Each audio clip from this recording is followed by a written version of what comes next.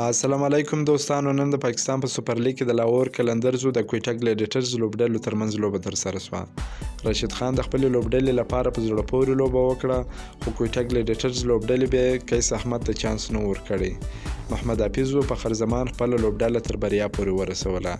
ویډیو تر اخره راسره وګورئ. که په دې چینل کې نوي یاست د چینل هم درسره سبسکرایب کړئ. کویټه ګلیډیټرز لوبډلې لومړی بیټینګ ترسره کړ. په ټاکل شویو 20 اوورونو کې د 6 لوبغاړو په سوځېدو سره 108 منډې جوړې کړلې، 109 منډې هدف سو. بنټن په 8 باله باندې 4 منډې جوړې کړې، سام ایوب په 15 باله 3 منډې جوړې کړې، ګریس ګیل په 40 باله باندې 88 منډې جوړې کړې چې د راشد لخوا آوټ سو.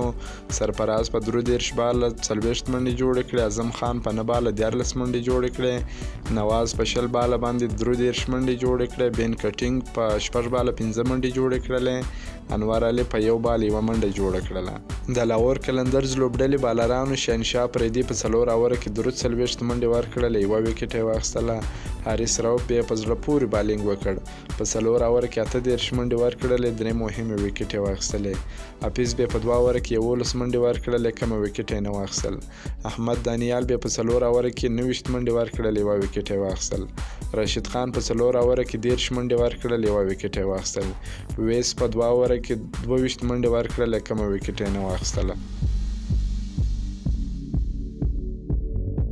لاهور قلندرز لوبډلې یاد هدف په 18.2 اووره کې د یو لوبغاړو په سوځېدلو سره پوره کړ.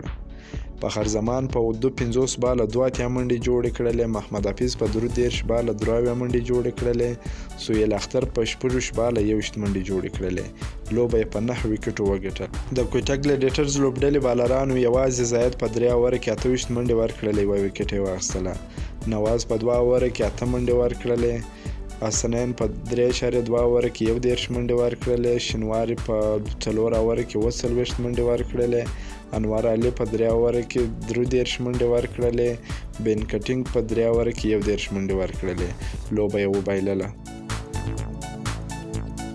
دا و د نن ورځې ویډیو. که مو دا ویډیو خوښه سوي ویډیو در سره لایک کړئ، د خپلو ملګرو سره یې هم شیر کړئ.